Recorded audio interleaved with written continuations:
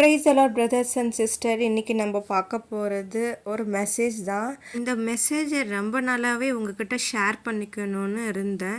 எதை குறித்துனா குடும்பம், marriage, family, இதை குறித்து தான். ஒரு சகோதரி எனக்கு சில மாதங்களுக்கு முன்பாக ஒரு மெசேஜ் அனுப்பிச்சிருந்தாங்க.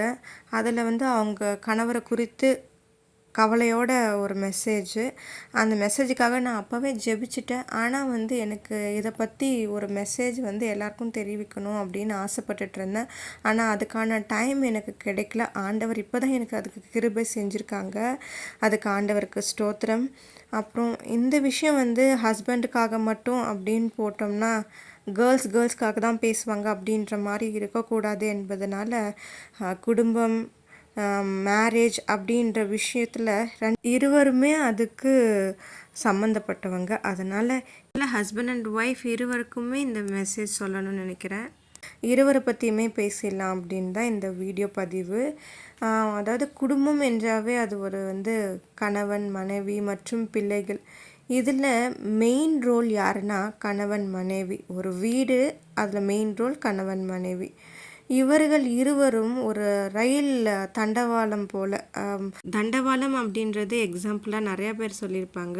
நான் ஒரு எக்ஸாம்பிள் சொல்கிறேன், அது உங்களுக்கு யூஸ்ஃபுல்லாக இருக்கும்னு நான் நினைக்கிறேன். ஒரு புல்வெளி, அந்த புல்வெளி ஃபுல்லாக கிராஸாக நிறைஞ்சிருக்குன்னா அதில் ஏதாவது ஒரு வழி ஒன்று இருக்கணும். அந்த வழின்றது 2 கோடுகள் அந்த இடத்துல இருக்கும்போது அது வழியாக ஃபார்ம் ஆகிடும். ஏன்னா அப்போ டிஃப்ரென்ஷியேட் பண்ணி காமிக்கும், இது பில்தர, இது நடக்கிற பாதை அப்படின்னு 2 கோடுகள் தான் வழி என்ற விஷயத்தை உருவாக்குது. நான் சொல்கிறது உங்களுக்கு புரியுதான்னு எனக்கு தெரியல. அப்படி ஒரு பாதை, அந்த பாதையானது சரியானதாக இருக்கணும். அந்த 2 கோடுகள் பாதையாக உருவாகி அந்த பாதை சரியாக இருந்துச்சுன்னா நம்ம போக வேண்டிய இடத்துக்கு கரெக்டாக போயிடுவோம். அப்படி தான் கணவன், மனைவி அப்படின்ற 2 கோடுகள் ஒரு பாதையாக அமைந்து அது சரியாக போக வேண்டிய இடத்துக்கு போயிடுச்சுன்னா குடும்ப வாழ்க்கையும் சரியாக அமைஞ்சிடும். இதில் இன்னொரு விஷயம் என்னென்னா, இப்போல்லாம் நிறைய செய்திகள் கணவனை கொல்கிற மனைவி, மனைவியை கொல்கிற கணவன் இப்படின்ற நிறைய நியூஸ்கள் வர்றதெல்லாம் பார்க்கும்போது பயமாக இருக்குது. இதை சொல்லலாமான்னு கூட எனக்கு தெரியல. ஆனால் இது நிறைய விஷயங்கள் இப்போ நடந்து கொண்டு இருக்குது. மனசுக்கு கஷ்டமாக இருக்குது. இந்த பதிவு எல்லா ஹஸ்பண்டுங்களுக்காகவும் நான் சொல்லலை, எல்லா மனைவிகளுக்காகவும் சொல்லலை. நிறைய பேர் நல்லவங்களாக இருக்காங்க, நிறைய மனைவிகள், கணவர்கள் நல்லவங்களாக இருக்காங்க. இதில் சிலர் தவறான பாதையில் நடந்து தவறான வழியில் போய் நிறைய கஷ்டங்கள் நடக்குது. இந்த மாதிரியான உபத்திரவங்கள் இது பாதையை தவறான வழியில் கொண்டு போகிறவன் பிசாசானவனுக்கு எப்பயுமே ஒரு குடும்பம், கணவன், மனைவி, குழந்தைகள் சந்தோஷமாக இருந்தால் பிடிக்கவே பிடிக்காது.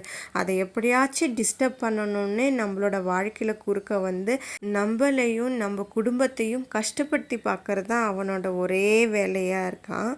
அப்படிப்பட்டவன் தான் பிசாசானவன்.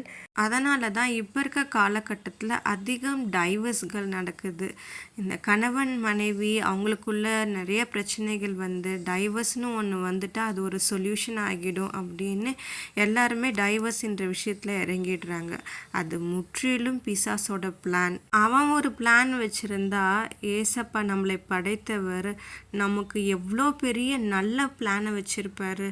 அதற்காக தான் நம்ம ஜீசஸ் நமக்கு ஒரு பொக்கிஷத்தை கொடுத்துருக்காரு. அதுதான் பைபிள்.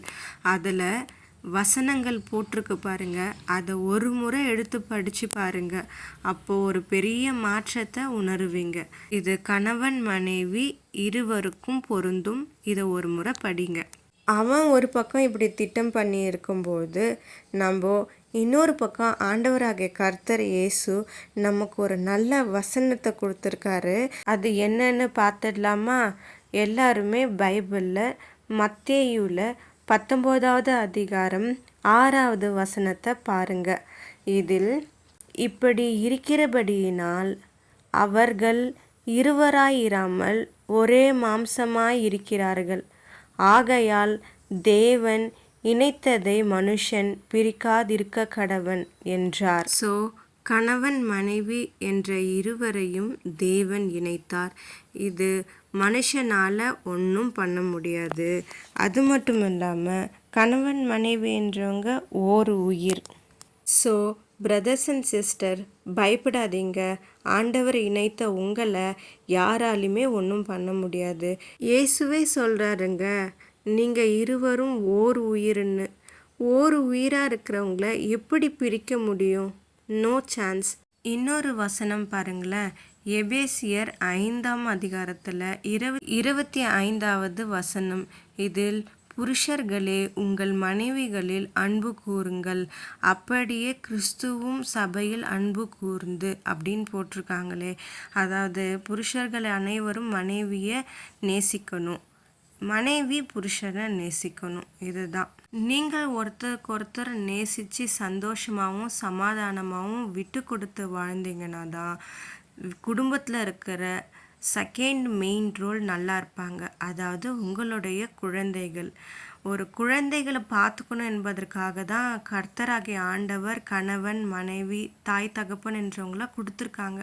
அப்படி பிள்ளைகளை வளர்க்குற பொறுப்பு கர்த்தராகிய ஆண்டவர் உங்களிடம் கொடுத்துருக்கும் பொழுது அந்த வேலையை நீங்கள் எந்த அளவுக்கு சிறப்பாக செய்யணும். உங்கள் வாழ்க்கையில் நீங்கள் சரியான பாதையில் நடந்தால் தான் பிள்ளைகளும் நல்லா உங்களை பார்த்து நல்லா வளருவாங்க. நீங்கள் சரியாக இல்லாமல் போனால் அந்த பாவம் உங்களை கஷ்டப்படுத்தும், பிள்ளைகளை ரொம்பவும் கஷ்டப்படுத்தும். பிள்ளைகள் என்ன பாவம் செய்தார்கள்? உங்களை நம்பி பிறந்த குழந்தைங்க பாவத்தை சுமக்கக்கூடாது. ஸோ பிரதர்ஸ் அண்ட் சிஸ்டர், நீங்கள் ஏதாவது தவறான ரிலேஷன்ஷிப்குள்ளே இருக்கிறீங்கன்னா, ட்ரிங்க்ஸ் பண்ணுறீங்கன்னாவோ, தவறான முறையில் சம்பாதிக்கிறீங்கன்னாவோ, தவறான வழியில் நடக்கிறீங்கன்னா, இன்றே மனம் திரும்புங்கள். இயேசுக்கிட்ட உங்களோட பாவத்தெல்லாம் அறிக்கையிட்டு பாவத்துக்கு மன்னிப்பு கேட்டுடுங்க. கர்த்தராகிய ஆண்டவர் மன்னிக்க தயாராக இருக்கிறார். ஹஸ்பண்ட் அண்ட் ஒய்ஃப் 2 பேருமே சமாதானமாக இருக்கணுன்றது தான் இயேசு விரும்புகிறார். ஸோ ஹஸ்பண்ட் சரியில்லை, ஒய்ஃப் சரியில்லை அப்படின்னு இருக்கிற குடும்பத்தில் நீங்கள் இயேசுவின் நாமத்தில் சமாதானமாக உங்கள் வீட்டுக்காரர்கிட்டயோ உங்கள் மனைவிக்கிட்டேயோ பேசுங்க. அப்படி பேசி திருந்திட்டாங்கன்னா ஆண்டவருக்கு நன்றி செலுத்துங்க.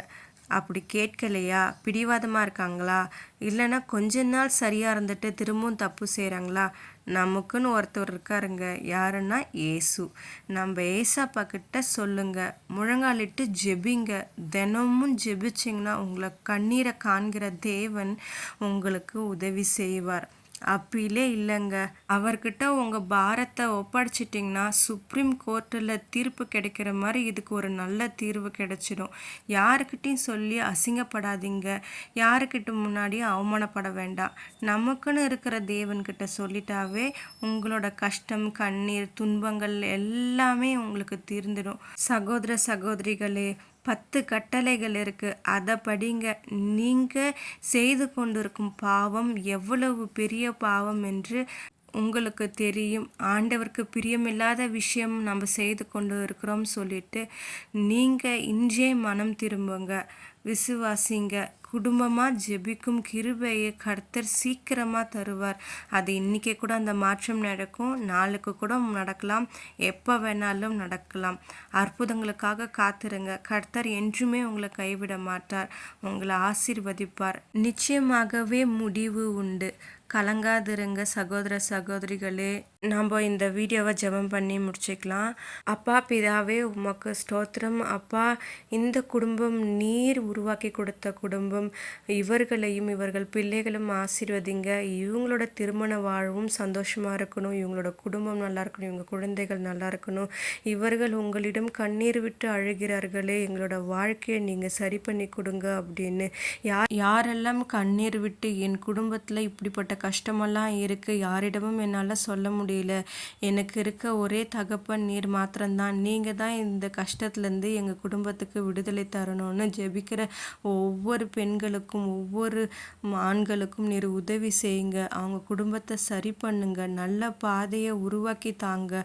கரத்தில் அவங்களையும் அவர் பிள்ளைகளையும் அவங்க குடும்பத்தையும் ஒப்பு கொடுக்குறோம். அவங்க திருமண வாழ்வு சந்தோஷமாக இருக்க கிருபை செய்யுங்க. நீர் அவர்களோட வாழ்வில் செய்ய போகிற மகத்தான அற்புதங்களுக்காக கோடான கோடி நன்றிகள் இயேசுவே. ஆமென். ஓகே பிரதர்ஸ் அண்ட் சிஸ்டர்ஸ், அடுத்த வீடியோவில் பார்க்கலாம். Subscribe my channel.